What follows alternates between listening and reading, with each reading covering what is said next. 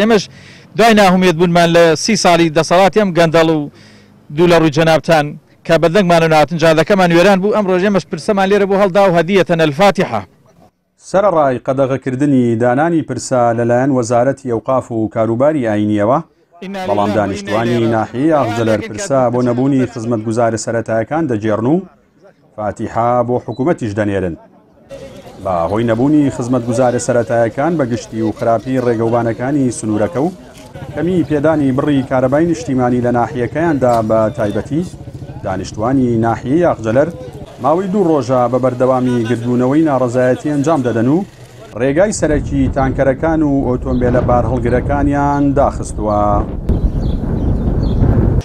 خراپی ڕێگاوبانەکان وای کردووە ئێمە ئاستەنگێکی زۆرمان بۆ دروست بێ هەرچی تەنکەری نەوتە هەرچی تەنکەری نەوتی دزیە کە لێرەوە بە قاچاق ئەبرێ بەسەر زگی ئێمە بەسەر زگی کە سوکاری ئێمە بەناو کۆڵانەکانی ئێمە دێن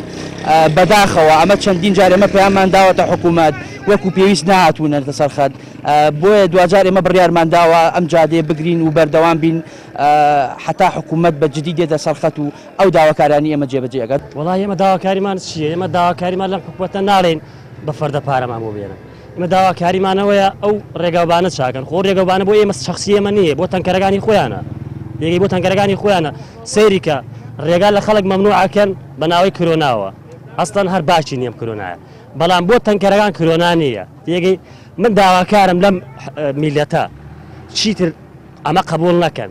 تەبعەن ئەگەر حکوومەت پیاوکوژیە بێمەش پیاوکوژمانەیە حکوومەت عیتادی ئێمەش عیتادمانەیە حکوومەت هەموو شتێکی بێمەش هەمانە تێگەی ئەم ناحەیە ساحێبی 65 دەیە هەر 65 دەکە معاناتی هەیە هەر 65 دەکە شەهیدی داوە خێنی ڕژاوە ئەوە حاڵی جادۆبانەکەمانەکە پێهاتوو. دوو داواکاری سەرەشیمان هەیە بۆ ئەم ناحەیە یەکەم داواکاریمان جادەکەمان بۆ چاوکرێ کە ڕۆژانە خۆیان دزی بەسەراکەن. دوو داواکاریەکەی دووەممان کارەباکەمانە کە لێرە و کارەبا گاتە تەشەی جەباریە گاتە شوانەگاتە تەشەی کاکەمەند لێرە ئێمە 6 سعات 7 سعات لەوان کەمتر کارەبادن بە ئێمە. بەڕێوبەری ناحیەی ئاغجەلەریش پشتگیری خۆی بۆ داواکاری هاوڵاتیانی سنوورەکە دووپات کردەوە و دەشڵێت فەرمانی چاکردنی ڕێگەوبانەکانی سنوورەکە لە 24 ئەیلولی ساڵی 2010ەوە لەلایەن ئەنجومەنی وەزیرانەوە دەرچووە بەڵام بە بیانی و جۆرە جۆر تا ئێستا بەڵێنەکان جێبەجێ نەکراون. ئێمە چەندین جار داوامان لەسەری خۆمان تا وەزارەت شوین بەڵام بەداخەوە بەڵێنمان پێدراوە تا ئێستا بەڵێنەکان جێبەجێ نەکراون. ینی فەرمانی چاکنی ڕێگاوبانەکان لە ساڵی 2010 هێوات مانگی 6 2020 تا ئێستا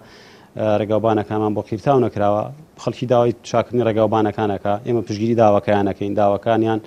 ڕاو حەقن و پاڵپشتیانە بین تا و کاتەی بتوانین لە سەروی خۆمانەوە فەرمانی وەرگرتنی چاکردنی ڕێگاوبانەکانیان بۆ بێینەوە. دوای زیاتر لە 29 ساڵ لە حکومڕانێتی کوردی و سەرڕای پێدانی چەندین بەڵێن لەلایەن هەردوو حیزبی حکومڕانەوە بە هاوڵاتیان بە تایبەتی لە کاتی بانگەشەی هەڵبژاردنەکاندا تا ئێستاش بەشێکی زۆری هاوڵاتیان لە ناوچە جیاوازەکانی هەرێمی کوردستان گیرۆدەی نەبوونی خزمەتگوزارەیە سەرەتایەکانن. ئەمە لە کاتێکدایە بەشێکی زۆری ئەو ناوچانە دەوڵەمەندن بە سامانی سروشتی و دەتوانرێت هەر لە داهاتی ناوچەکەیان خزمەتگوزارەکانیان بۆ دابین بکرێت. جەلال جەباری کەناڵی ئاسمانی پەیام ناحیەی ئاغجەلەر